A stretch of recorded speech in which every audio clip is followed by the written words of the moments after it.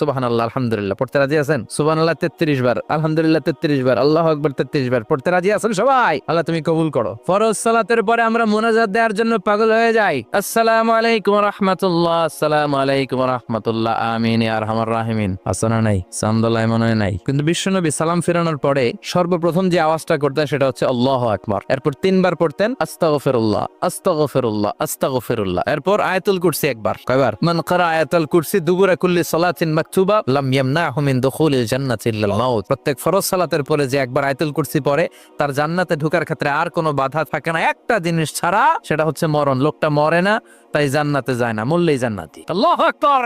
এরপরে 33 বার সুবহানাল্লাহ, 33 বার আলহামদুলিল্লাহ, 33 বার আল্লাহু আকবার। সবশেষে মিলাবেন লা ইলাহা ইল্লাল্লাহ ওয়াহদাহু লা শারীকা লা লাহুল মুলকু ওয়া লাহুল হামদু ওয়া হুয়া আলা কুল্লি শাইইন কাদির।